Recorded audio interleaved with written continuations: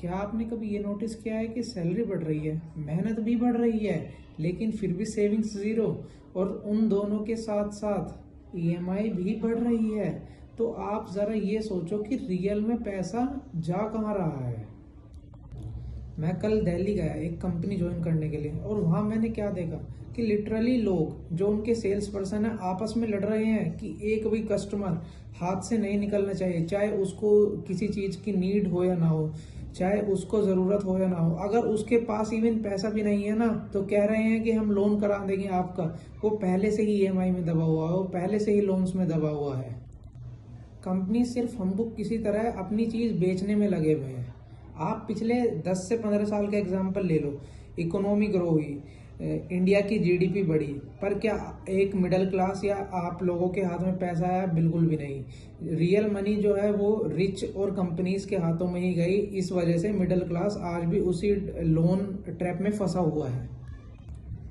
सच तो ये है, ग्रोथ तो हो रही है, पर आपके और हम सब के लिए एक बार इस पर हम सोच सकते हैं। और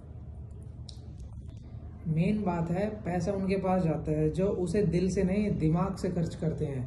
मतलब उसे अपनी ज़रूरत के हिसाब से भी, और जहाँ वे आगे उससे रिटर्न्स पा पाए, गेन पा पाए, वहाँ भी। आप गोल्ड को देख लीजिए, सिल्वर को देख लीजिए, इनके प्राइस कोई ऐसे ही नहीं बढ़े। जब पूरे वर्ल्ड को किसी पर भी भरोसा नहीं है, उन्होंने गोल्ड खरीदना शुरू कर दिया, सिल्वर खरीदना शुरू कर दिया। आप नॉर्मल इंसान को छोड़ दीजिए, आप अगर ये चेक कर लेंगे ना, आरबीआई या फिर चाइना का जो बैंक है, मेजर बैंक, उसने कितना गोल्ड खरीदा लास्ट ईयर में, आपको उससे पता चल जाएगा। और हमें ये अभी भी कार्स वगैरह ये सब बेचने में लगे हुए हैं। मैं ये नहीं कह रहा कि ये गलत है, ये ठीक है, नीड है, नेसेसरी है, या वॉन्ट्स है, डिजायर है, जो भी है।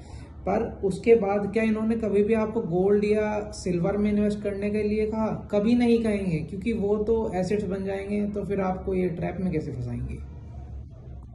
आप स्टॉक मार्केट देख लीजिए, 2020 में कोरोना के टाइम पर सेंसेक्स 48,000 पे था, निफ्टी 15,000 के आसपास था। पर वे कभी नहीं कहेंगे कि इसमें इन्वेस्ट कर दो या उसमें इन्वेस्ट कर दो। वे मे भी उल्टे सीधे स्टॉक्स बता देंगे। अगर आप निफ्टी को ही देखें, अभी वो 85,000 के आसपास है। नहीं, निफ्टी जो है, अगर आप निफ्टी को ही देखें, अभी वो 25,000 के आसपास है, 15,000 से। और आप सेंसेक्स को देखें तो वो 83,000 के आसपास है, विच लगभग वे अपने प्राइस के डबल ही हो चुके हैं। अगर हम केवल वो खरीद लेते तो हमारा अगर ईयर ऑन ईयर पैसा बढ़ता जा रहा है तो उसमें गलत क्या है?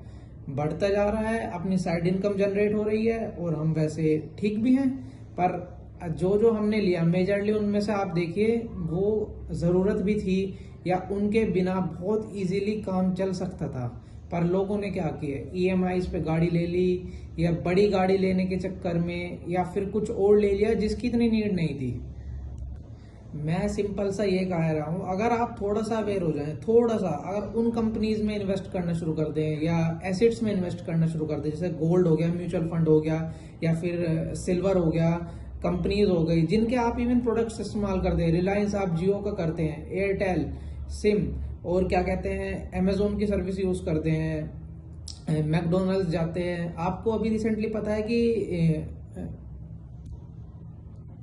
वरुण बेवरेजेस की जो कॉम्पिटिटर कंपनी है, देवयानी फूड्स, जिसके अंदर केएफसी एंड पिज्जा हट आता है, वे दोनों अलग अलग सब्सिडरीज के पास थे, Sapphire Foods and Devyani Limited. अब वे मर्ज हो गई हैं, और मतलब अब वे और उनके ग्रोथ होने के चांसेस है, लोग और मतलब उस तरफ जाएंगे।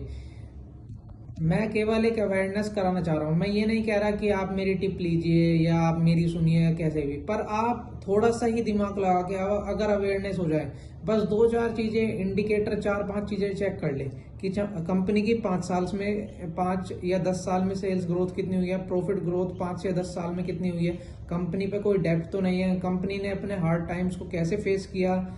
और आपको सबसे सिंपल, आप उसका प्रोडक्ट यूज करते हैं, सर्विस यूज करते हैं, आपको उसका बिजनेस समझ में आता है या नहीं।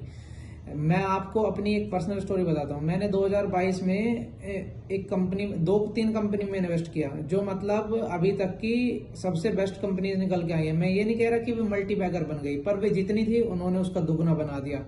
और मैं ये भी नहीं कह रहा कि मेरे पास पैसा आ जाएगा। मेरे पापा ने केवल एक नए बैंक अकाउंट में 20,000 रुपए करे थे, मैंने उसके डबल कर दिए थे उससे अगले से अगले साल।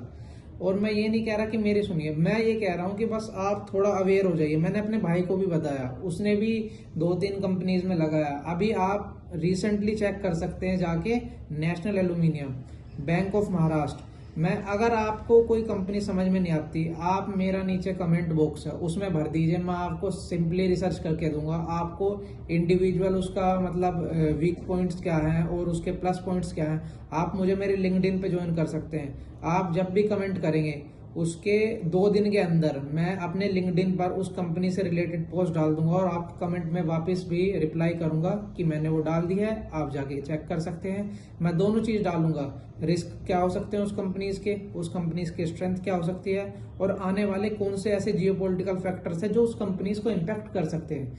ये कोई बाय या सेल रिकमेंडेशन नहीं है, केवल एक अवेयरनेस पर्पज के लिए है। तो थिंक डिफरेंट।